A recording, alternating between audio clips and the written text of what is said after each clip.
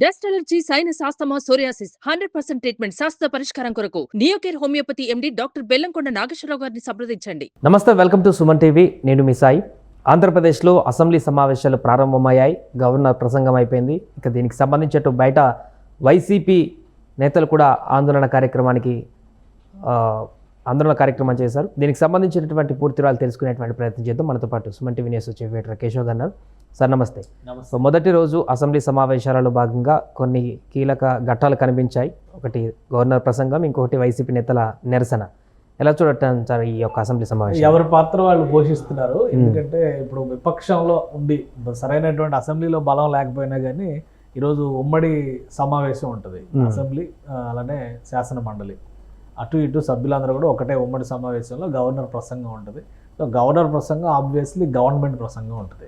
ఈ సందర్భంలో గవర్నర్ సొంత నిర్ణయాలు చెప్పేది ఏముండదు. ఇందులో బడ్జెట్ సెషన్ లాంటిది కాబట్టి ఇది కూడా ఎందుకంటే ఓట్ ఆన్ అకౌంటే పెడతారంటున్నారు.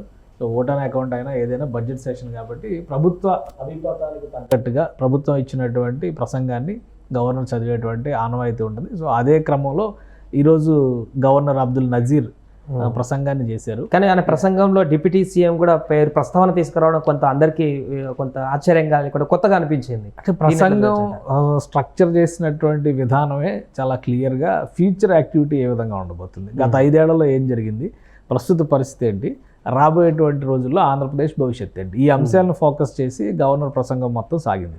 గవర్నర్ మాట్లాడినటువంటి కొన్ని విషయాలు కూడా రాష్ట్ర విభజన సహేతుకంగా జరగలేదు కాబట్టి 46% మాత్రమే వనరులు ఎక్కువ జనాభా కలిగినటువంటి ఆంధ్రప్రదేశ్కి వచ్చినాయి, మిగతావన్నీ తెలంగాణ వైపు వెళ్ళినాయి. ద్రవ్యలోటు దాని కారణంగానే ఎక్కువ భారం అయింది. రాజధానిని కోల్పోయాం. ఇప్పుడు హైదరాబాద్ ఉమ్మడి రాజధాని అనేటువంటి మాట కూడా చెప్పడానికి లేదు కదా, యాజ్ పర్ యాక్ట్ ఎక్స్పైర్ అయిపోయింది కాబట్టి అది లేదు. సో ఇవన్నీ ఆయన మెన్షన్ చేస్తూ 2014-19 కాలంలో రాజధాని నిర్మాణం కోసం కానీ రాష్ట్ర పునర్నిర్మాణం కోసం కానీ ప్రభుత్వం చాలా తపన పడింది. దానికి తగ్గట్టుగా నిధులు కూడా వచ్చినాయి. కానీ 2019 నుంచి 24 వరకు ఉన్నటువంటి ప్రభుత్వం తన ప్రాధాన్యాలను మార్చుకోవడం అనేది ఆంధ్రప్రదేశ్కి ఒక అసనిపాతంగా మారింది. ఇది ప్రధానమైనటువంటి అంశం ఆయన చెప్పింది. గతంలో తీసుకున్నటువంటి నిర్ణయాలన్నింటినీ కూడా తప్పుపడుతూ మాట్లాడారు. నెగిటివ్ గ్రోత్, నెగిటివ్ డెవలప్మెంట్ విషయంలో negative points, negative side develop అయినటువంటి పరిస్థితి ఉంది కాబట్టి ఇప్పుడు దాన్ని పునరుత్తేజింప చేయాలంటే ఒక సమగ్రమైనటువంటి తీర్పు ప్రజలు ఇచ్చారు. అఖండమైనటువంటి తీర్పు, అది 3 పార్టీలకు సంబంధించి ఇంతవరకు ఎక్కడా కూడా చరిత్రలో రానటువంటి తీర్పు వచ్చింది.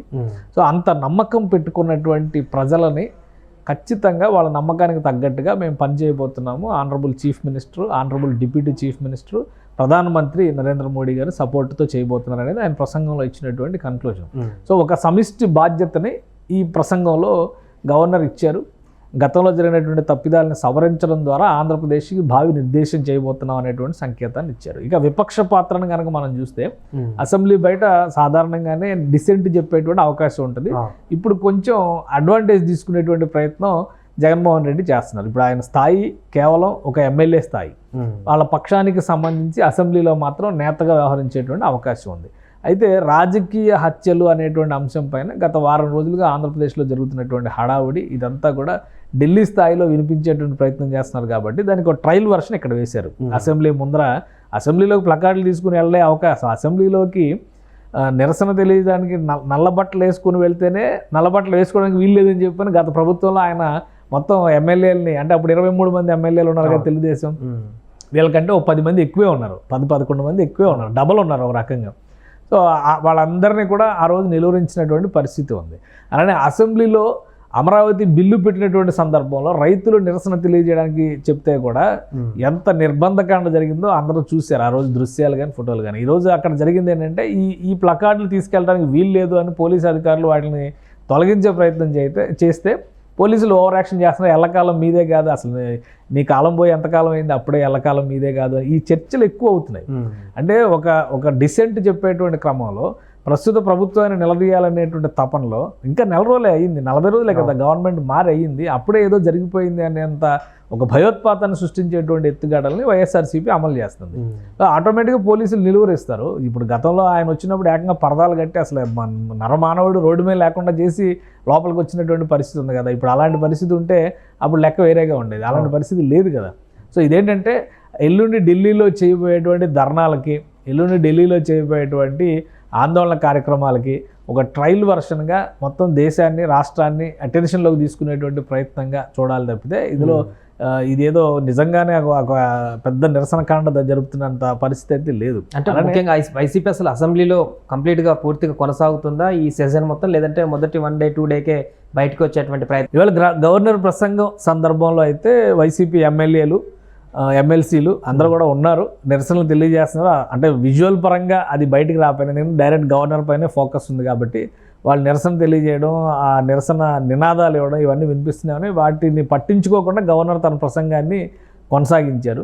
సో వైఎస్ఆర్సీపీ నాయకుల కార్యాచరణ రేపు అంటే ఇప్పుడు మొదటి రోజు సమావేశంలో గవర్నర్ ప్రసంగం కంప్లీట్ అయింది. అలాగే ఎజెండా డిసైడ్ చేయాలి. ఎజెండా కోసం బీఏసీ సమావేశం నిర్వహించాలి. అసెంబ్లీ బిజినెస్ అడ్వైజరీ కమిటీ సమావేశం నిర్వహించాలి. సో శాసన మండలి సమావేశం కూడా రేపటి నుంచి షెడ్యూల్ అవుతుంది. బడ్జెట్కి 23వ తారీఖు ప్లాన్ చేసుకున్నారు. సో ఇప్పుడు వీళ్ళు డిసైడ్ కావాల్సింది ఏంటంటే వైఎస్ఆర్సీపీ బుధవారం నిరసనల కోసం ఢిల్లీ వెళ్ళబోతుంది. ఢిల్లీ వెళ్ళేటువంటి క్రమంలో వీళ్ళందరూ వెళ్తారా లేదా కేవలం అక్కడ పార్లమెంట్ సభ్యులు మాత్రమే నిరసన తెలియజేస్తారా, దాని మీద ఇంకా కొంచెం క్లారిటీ రావాల్సినటువంటి పరిస్థితి.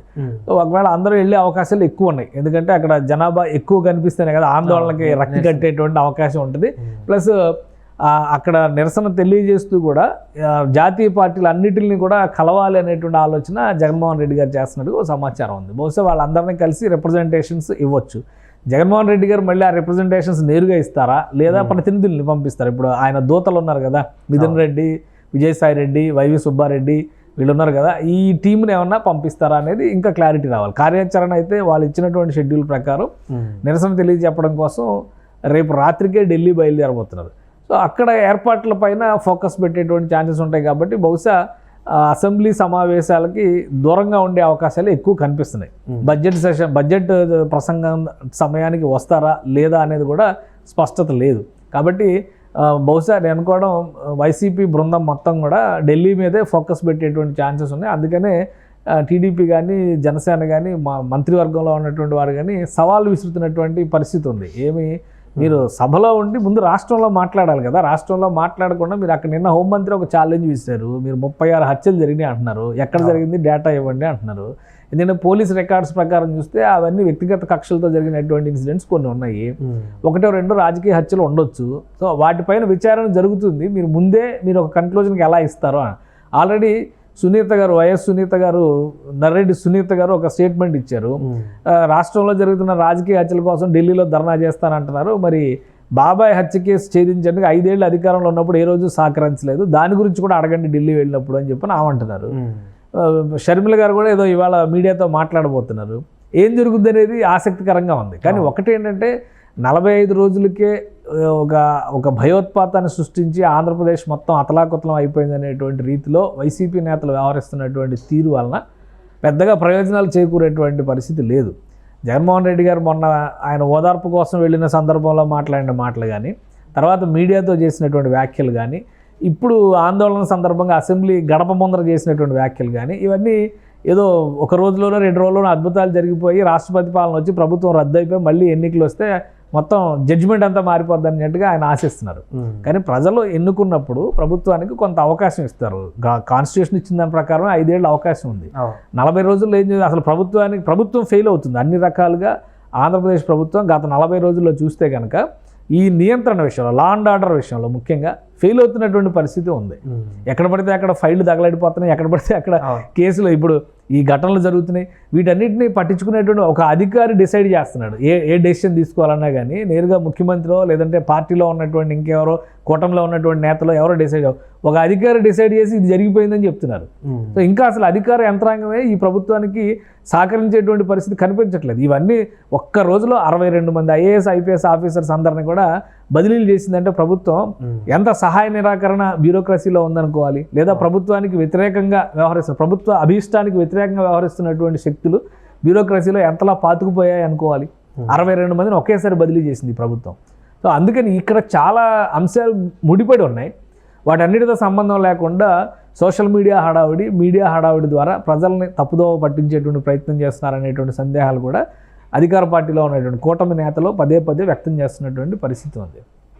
ఢిల్లీ సెంట్రిక్గా జరగబోయేటువంటి ఆందోళనను దృష్టిలో పెట్టుకునే రాష్ట్రంలో ఈ 2 రోజులు మరికొన్ని ఆందోళన జరిగేటువంటి అవకాశం ఉంది. వైసీపీ ఆధ్వర్యంలో వరుసగా దానికి సంబంధించినటువంటి నిరసన కార్యాచరణను కూడా వైసీపీ నాయకత్వం సిద్ధం చేసుకున్నట్టుగానే కనిపిస్తుంది. కాబట్టి అధికార యంత్రాంగం అప్రమత్తంగా, ముందు ప్రభుత్వం అప్రమత్తంగా ఉండాలి.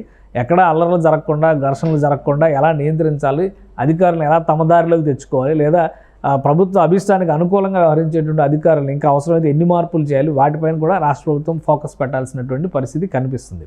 అసెంబ్లీ లోపల జరిగినటువంటి సన్నివేశాలు వేరుగా ఉన్నాయి, అసెంబ్లీ బయట జరుగుతున్నటువంటి సన్నివేశాలు వేరుగా ఉన్నాయి. వీటికి సంబంధించి సోషల్ మీడియాలో ట్రోల్ అవుతున్నటువంటి అంశాలు ఇంకా భిన్నంగా ఉంటాయి. సో వీటన్నిటిని ప్రజలు ఏది నిజం అని తెలుసుకోవడానికే కొంత సమయం పట్టేట్టుగా కనిపిస్తుంది. ఆ కన్ఫ్యూజన్ స్టేటస్ని క్రియేట్ చేయడం ద్వారా ఆంధ్రప్రదేశ్లో ఏదో గందరగోళం జరుగుతున్నటువంటి పరిస్థితి సృష్టించడం ద్వారా లబ్ధి పొందేటువంటి ప్రయత్నం అయితే జరుగుతుంది. దీనిపైన అధికార పార్టీ, అధికార కూటమి ముందు అప్రమత్తంగా ఉండాల్సినటువంటి సంకేతం స్పష్టంగా కనిపిస్తుంది. Right sir.